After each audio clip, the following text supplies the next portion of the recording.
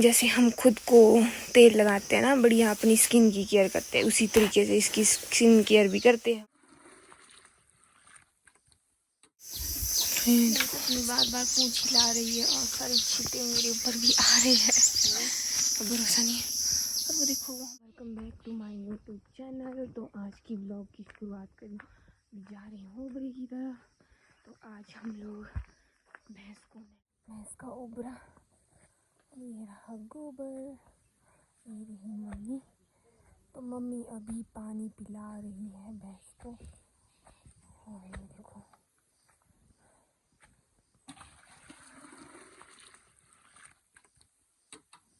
भैंस, प्यारी भैंस,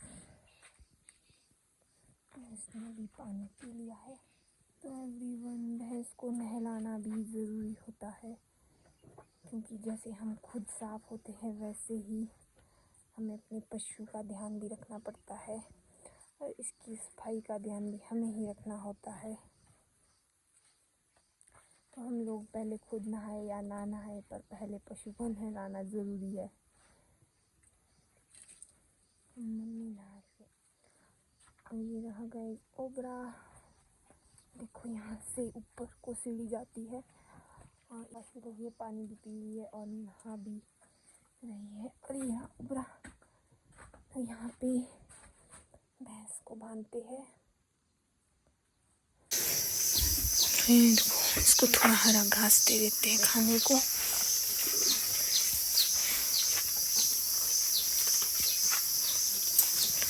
देखो, मम्मी ने बिल्कुल इसको साफ कर दिया है, एकदम चमकदार।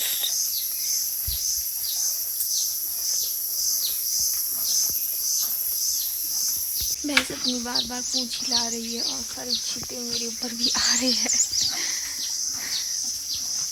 तो मम्मी ने तो दूसरे कपड़े पहने हैं, पर मैंने नहीं पहने हैं, तो इसको भी धोने ही पड़ेंगे अब। गंदे हो जाते हैं ना कपड़े, फिर क्योंकि गोबर लगा होता है पूंछ में, इस वजह से फिर अपने कपड़ों में भी स्मेल आ जाती है। मम्मी ने स्पेशल कपड़े पहने होते हैं भैंस को नहलाने के लिए, फिर इस कपड़ों को पहले धो देगी। और ऊपर से भैंस को ढांक भी खा रही है। देखो, मैं दिखाती हूँ। देखो गाइस, यहाँ पे भी है एक, इसको ऐसे ऐसे ऐसे मारना पड़ता है, पर डंडा ही नहीं है ढंग का। ये देखो, ऐसे इसको मारना पड़ता है ऐसे, ताकि ये मर जाए, क्योंकि ये बहुत ज़्यादा इसको खाता है, पशु के खून को ये पीता है। इस वजह से इसको हमें अंदर जल्दी बांधना पड़ता है। ये देखो, इसको ये देखो, यहाँ पे खून लग गया गाइस, ढांग की वजह से। तो ढांग बोलते इसको हमारे पहाड़ी भाषा में, और से हिंदी में एक टाइप की मधुमक्खी होती है जो खून चूसती है। तो ये पशु का जीना हराम कर देती है। तो थोड़ा आपको मैं थोड़ी ओबरे की पल्ली साइड भी दिखा देती हूँ। तो ये तो इस साइड ओबरे की दीवार है, और ये देखो ओबरे के बिल्कुल पीछे ऐसा जंगल है। तो ये बान के पेड़ है गाइस, ये देखो बान के पेड़ पीछे, टोटली पूरा जो एरिया है यहाँ पे बान के पेड़ ही पेड़ है। और देखो, बान की पत्तियाँ भी देख सकते हो आप, बान की पत्तियाँ गिरी हुई है। तो इन बान की पत्तियों को हम इकट्ठा करते हैं हर बार। अभी तो ये देखो गीली है, पिछले कल ही बारिश हुई थी, तो इस वजह से ये गीली है। तो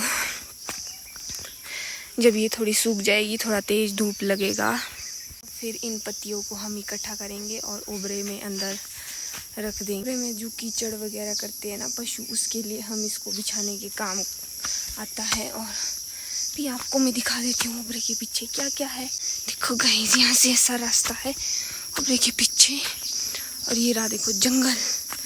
तो यहाँ जंगल में ना, इस जंगल में आग भी होते हैं शाम के टाइम, दिन के टाइम भी हो सकता है, ऐसा कुछ नहीं है, और भरोसा नहीं है। और वो देखो, वो हमारा टैंक देख रहे हो, ये हमारा टैंक है। तो ये कम से कम 10 से 12 फुट गहरा है, और इसमें हमने पानी इकट्ठा किया होता है जो कि सिंचाई के काम आता है। तो आजकल बहुत ज़्यादा तेज़ धूप था, इस वजह से काफ़ी टैंक खाली हो चुका था। और वो देखो नीचे ओबरा, तो यहाँ ओबरे से मैं यहाँ तक ऊपर आई हूँ। चलती हूँ वापस घर की ओर। और अभी घर में भी बहुत काम है मेरे को करने को। यहाँ से गिरने का भी बहुत खतरा है, क्योंकि यहाँ पे मिट्टी ऐसी चिकनी है, स्लिपरी है मिट्टी है जिस पे फिसलते हैं। तो अभी सुबह उठ के डायरेक्ट मैं ओबरे की तरफ ही आई और बाकी थोड़ा बहुत काम किया था। और अभी नहाई भी नहीं हूँ, तो सबसे पहले भैंस को नहलाना ज़रूरी है। खुद तो हम बाद में भी नहा सकते हैं, अभी नहाई भी नहीं हूँ। नहाती हूँ अब घर जाके, डायरेक्ट मैं व्लॉग ही बना रही थी।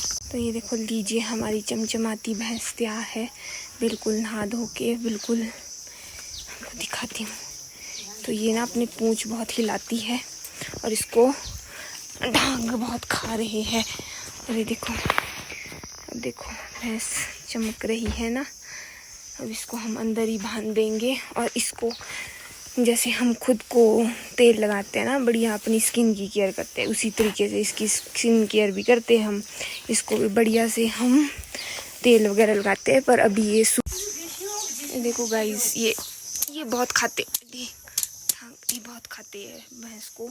इसको मारना ही इस तरीके से पड़ता है। देखो खून लगा दिया, अब भी नहाई थी और इसको तुरंत अब अंदर ही करना पड़ता है। तो इसकी बहुत केयर करनी पड़ती है, जैसे खुद की केयर करते हैं वैसे ही पशु की केयर करनी पड़ती है, क्योंकि ये हमारे दुधारू पशु होते हैं और हमें दूध और घी इन्हीं से मिलता है।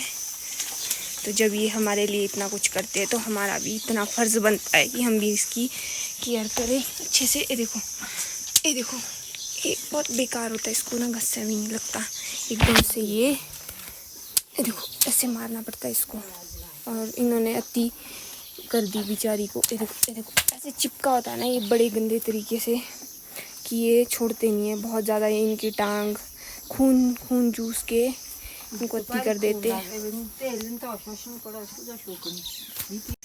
और अब चल पड़ी भैंस अपने अंदर रूम, यानी कि जो हमारा ओबरा आता है स्पेशल, इसके अंदर इसको बांध देते हैं, क्योंकि इसको बहुत अति कर दी बेचारे इन्होंने, बाहर डांग ने इसको अति कर दी।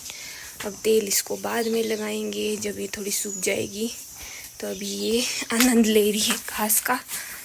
देखो यहाँ पे मम्मी यहाँ पे, पर ये ऐसे होता है ना, डांग ये अंदर को भी आ जाते हैं खिड़की से। अब अगर हम खिड़की बंद करते हैं तब भी इस बेचारी इसको भी तो हवा की ज़रूरत होती है, क्योंकि गर्मी है ना। और ये देखो लक्कड़ का ये ओबरा बना है, लक्कड़ और मिट्टी का। तो सर्दियों के लिए ऐसे ओबरे बनाए जाते हैं, क्योंकि सर्दियों में पशु को ठंड होती है और यहाँ पे बर्फ़ भी पड़ती है। तो ये देखो बाहर का नज़ारा, हमारी टोली है जहाँ पे घास की। अब मैं चलती हूँ अपने घर की ओर, मैं मिलूँगी नेक्स्ट ब्लॉग। तब तक के लिए बाय बाय गाइस।